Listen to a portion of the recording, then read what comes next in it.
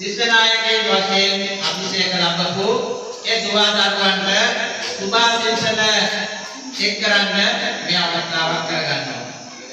ඒ වගේම තමයි අද දිනේ මේ වැඩසටහනට ප්‍රධාන ආරාධිත අමුත්තා වශයෙන් මට ආරාධනා කිරීම සම්බන්ධයෙන් විදුහල්පතිතුමාට ආචාර්ය මණ්ඩලයේ මාත්‍රීක සහ ශිෂ්‍ය නායක මණ්ඩලයේ සියලුම දුවා දරුවන්ට දෙවිමව්පියන්ට මගේ ප්‍රණාමය මේ අවස්ථාවේ පුද කර දෙනවා.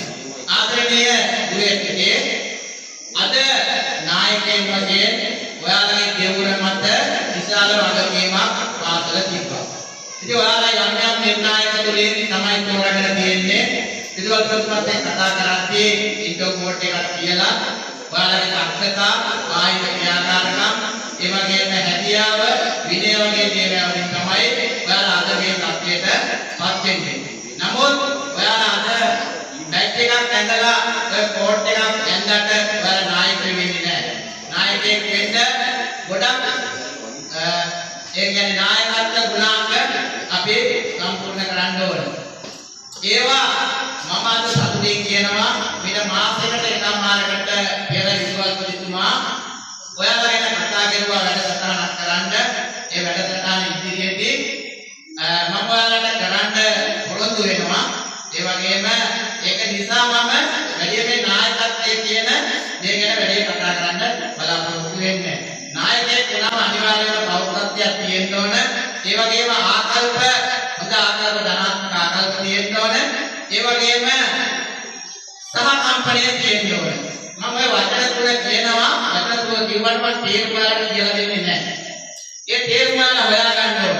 කිසිම දෙයක් නිකම්ම දුන්නාම අගේ නැහැ. මම දිස්නායක වැඩමුළුවට ආවන් පස්සේ ඔය තේරුම ඔයගෙන් අහනවා. ඒ වගේම තමයි දිස්නායකයෙක් වුණාම පළවෙනි පෙළ නායකයෝ විදුහල්පතිතුමා, නියෝජ්‍ය විදුහල්පතිතුමිය, සංවර්ධන සහ පරිපාලන දෙන්න වෙද්දී තුන්වෙනි පෙළ ගුරුමාත්මාත්මක වෙද්දී ඔයාලා හතරවෙනි පෙළ නායක වෙනවා. ඉතින් ඔයාලට වගකීමක් තියෙනවා. ඔයාලා තමයි ඔයාලගේ සහෝදර දිස්ත්‍රික්කයන් සමග කටයුතු කරන්නේ. ඉතින් ඔයාලා තමයි ඒගොල්ලන්ගේ හැඟීම් ගැන දන්නේ. ඉතින් පාසල තුල විනය විරෝධී ඒ වගේ අහිතකර දෙයක් වෙනවා නම් ඒ ඔයාලා නිරීක්ෂණයට භාජනය කරලා ඔයාලට පුළුවන් ගැටලුවක් ඇති නොවන ආකාරයට විදුහල්පතිතුමාට ආචාර්ය මණ්ඩලයේ මාත්‍රීට ඒවා දැනුම් දීලා ඒවා නිවැරදි කරන්න පාසලක් වශයෙන් ඔයාලා මේ පාසල රකින්න බැඳිලා ඉන්නවා. මොකද ශිෂ්‍ය නායකයෝ වශයෙන්. ඉතින් ශිෂ්‍ය නායකයෝ වෙන්න නැති කට්ටියක් මෙතන ඉන්නවා. ඒ කට්ටියට දෙන පණිවිඩය තමයි හැම කෙනෙක්ම අවදායි නායකයෙක් වෙනවා. ඒක නිසා මේ නායකයෙක් වෙන්න අවශ්‍ය වාතාවරණය එහෙම නැත්නම් ඉලක්කයක් තියාගන්න ඕන. අරාත්ම අරායියා නායකයෙක් වුණා, ශිෂ්‍ය නායකයෙක් වුණා. මමත් අවදා හරි ශිෂ්‍ය නායකයෙක් වෙනවා කියලා. ඉතින් අපිට කොයි අවස්ථාවක පුරණ රැකියාව කෙරුවා අපිට නායකයෙක් වෙන්න වෙනවා විදුහල්පතිතුමා කිව්වා වගේ. ඉතින් විදුහල්පතිතුමාගෙන් මම ඉල්ලන්නේ ශිෂ්‍ය නායකයෙක් කියලා විතරක් නෙවෙයි මේ පාසලේ ඉන්න අනිත් ශිෂ්‍යයෝ ටිකත් අපේ නායකයෙක් කරන්නේ වැඩසටහනට ඇතුළත් කරමු. ඒ වගේම තමයි මම ඔයාලට නායකත්වය ගැන වැඩි කතා කරන්න යන්නේ නැහැ කිව්වා. මට වෙනම අත්දැකීම් ගොඩක් තියෙන්නේ. යුද අමුඩා පොලිසිය තමයි මම රාජකාරී කරුවේ. මට අවසානයේ ලැබෙනවා වසර දෙකක් පාලනය කරන්න යුද අමුඩා ඉරගන්න. මට හම්බ වෙනවා පුංචි පාඨමාලාවක්. ඒ පාඨමාලාව හම්බ වෙන්නේ වැඩිකට ඉරගෙදර. ඒ පාඨමාලාවට ගියාම මම මේ දන්නේ නියමෙට දරුවෙක් ඒ කියන්නේ ඉරකාරයෙක් මා සමග පොඩි වෙලාවක් ඒගොල්ලෝ පැයක් වගේ තමයි ඉන්නේ නාන්නේ. ඒ කාලය තුල මට කතා කරන්න අවස්ථාව උදා වුණා. නමුත් ඔහුට ඊර්වාදයෙන් කතා කරන්න හම්බුනේ. ඔහු සර්ලේ මට පොඩ්ඩක් කතා කරන්න ඕන කියලා කිව්වා. ඒක ඉන්නවන් ඉර කෙනෙක් කරා වන්දනාකාර අධිකාරියට කියලා වුණා. මම ළඟට ගෙන්න ගත්තා. ගෙන්නගෙන ඔහු කතා කරද්දී ඔහු මේ වගේ පුංචි පාසලකින් ශිෂ්ටත්ව පාසල නගරේ ප්‍රධාන පාසලකට ගිය දරුවෙක්. ඒ දරුවා උසස් පෙළ දක්වා ගිය පාසල ඉගෙන ගන්න අතරතුර ඔහුට නගරේ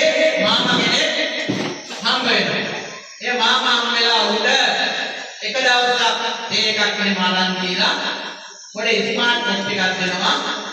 ඊට පස්සේ ස්මාර්ට් වොච් එකක් අරගෙන පුතේ මෙන්න මේක ඔයා බස් එකෙන් වයිද්දී ඔයාලා ගමේ මාමා කෙනෙක් එයාට මේ පාර්සලය දෙන්න කියලා.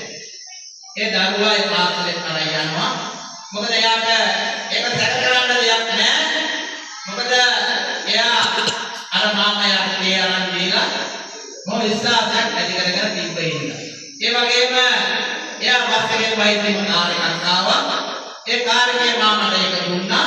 ඒ දරුවා දිගටම සතේකට සැරයක් දෙකක් විතර ඒ පාර්සලේ ගිහින් වෙනවා. උඩ හොඳ ජන්ම දුරකථනයක් ආර්ථික වශයෙන් මුදල් ඒ වගේ දේවල් ලැබිලා තියෙනවා. හදිස්සියේ මේ දරුවා ගිය පාසල් බස් එක දවසක් පොලිසියෙන් පරීක්ෂා කරනවා. පොලිසියෙන් පරීක්ෂා කරද්දී මෙයාගේ මේ බෑග් එකේ තිබුණ පාර්සලයේ අහුවෙනවා. දීර්ඝ වශයෙන් ප්‍රශ්න කරනවා.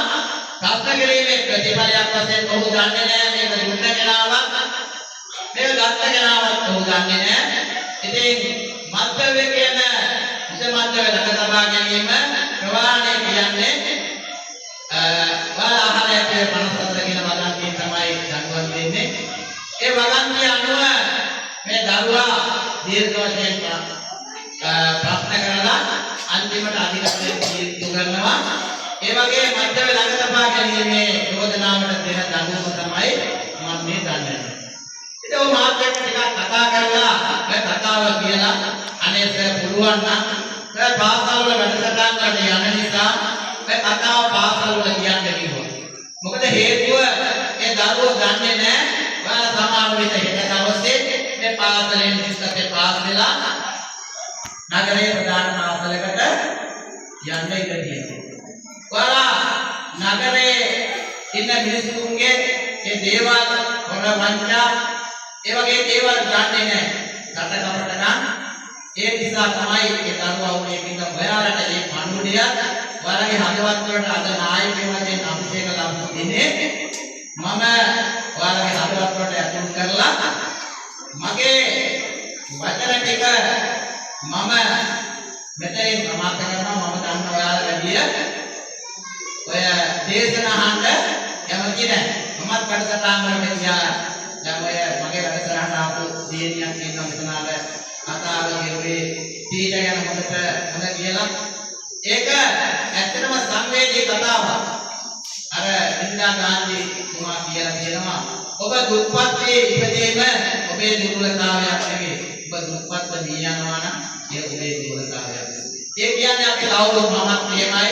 මේ සමහර විට අපි කවුරුත් දුප්පත් වෙලා තමයි පොදුනේ. මම සර්ට ඒ පොතක් දුන්නා මම ආරාධනා කරන්න ගිය වෙලාවේ ඒ පොතේ තියෙන අපේ තාත්තගේ චරිත කතාව තමයි තියෙන්නේ. තාත්තට සර්ට් එකක් නැතුව තාත්තා විඳින දුක මේ පොතේ තියෙනවා. ඒක බයව කැම්පස් එකෙන් තමයි නිකුත් කෙරුවේ. ඉතින් මම කිව්වා සර්ට් එක කියවලා ඉවරලා ලයිබ්‍රරි දාන්න කියලා. ඒක ආදර්ශමත් කතාවක්. තාත්තා කුටියේදී අවදාකවත් කතාවක් කාලා නැහැ. කාගේ මේක අරක් පුරා බීලා නැහැ. ඒ ආවාදය තමයි අද අපිට ලැබුණේ. ඉතින් අවසාන වශයෙන් මම මේ ගුරු මහත්මයාගෙන් හරි කැමතියි.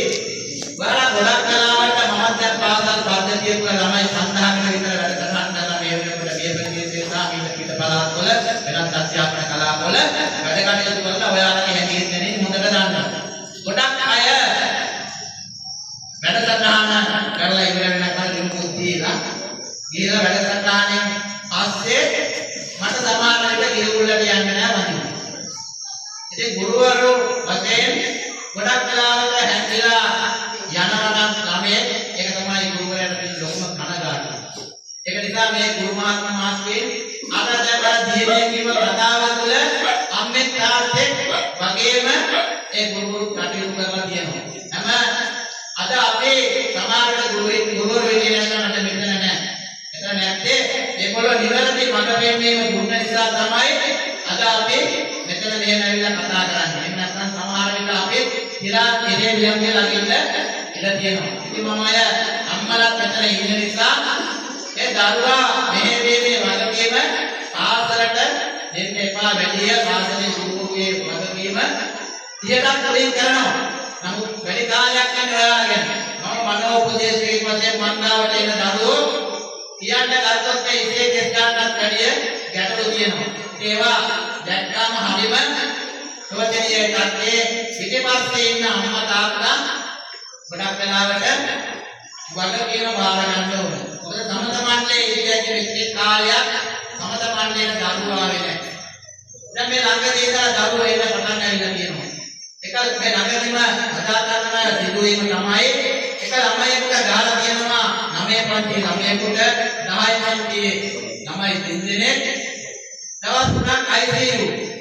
ඊට පස්සේ නඩුකාර විදේශකාරවරයා තීරණය කළා මේ ළමයින්ට වැඩි දඬුවම් දුන්නොත් ඒගොල්ලෝ වන්දනාකාර කරනවා කියන්නේ සාධිත පාසල් වල යන්න වෙනවා. ඒක නිසා සමත මණ්ඩලයට එවුවා. ඒ ගොඩක් වෙලා කතා කරලා ඒ දරුවන්ගේ අපි අතීතේ හොයලා බලපුවාම ඒවා සම්පූර්ණ දෙමව්පියන්ගේ තමයි ඒ වගකීම. එක ළමයෙක්ගේ අම්මා කෙනෙක් නෑ. ළමයි දෙන්නෙක්ගේ ඒකාපු ප්‍රාර්ථනා නෑ. ඉතින් ඒවා තමයි ඒ දරුවෝ මේ සමාජයේ ආදරය රැකවරණය නැමැතිකමින් ඒගොල්ලෝ පුරුදු මිනිස් වෙලා ඉන්නේ. පොඩි දෙයයි. එයාලා මේ ඒක තුන්දෙනාගේ ක්‍රමයකින් යාළුවෙක් දාලා කියනවා. අර විකාපු ළමයා කියලා තියෙනවා අපි පාසල් යන දරුවෝ ඉතාලවට දැම්ම සම්බන්ධ වෙන්න එපා කියලා ඒ වචනේ කිව්වා කියලා තමයි එයා ඒ විදිහට ප්‍රහාරය කරනවා කියන්නේ. ඉතින් මම හිතනවා ඔයාලට මේ අද දින ශිෂ්‍ය නායකයෝ නායිකාවෝ වගේ 16 දෙනෙක් අභිෂේක ලැබුවා. ඉතින් ඒ 16 දෙනාට නායකයෙක් වශයෙන් මේ ප්‍රාර්ථනා බබලවන්න අවශ්‍ය ශක්තිය ධෛර්යය ලැබෙන්න කියලා මම ප්‍රාර්ථනා කරනවා. ඒ වගේම අනිත්‍යයට මම කියපු විදිහට ඉදිරි දවසක ශිෂ්‍ය නායකයෙක් වශයෙන් අභිෂේක ලබන්න වලට හැකි වේවායි ප්‍රාර්ථනා කරමින් බුදුන් දහම් සමුන් යන පිළිසත්මය ආශිර්වාද ප්‍රාර්ථනා කරමින් මගේ වචන ඉස්මතු කරනවා. ඔබ සෑම සියලු දෙනාටම ස්තුතියි.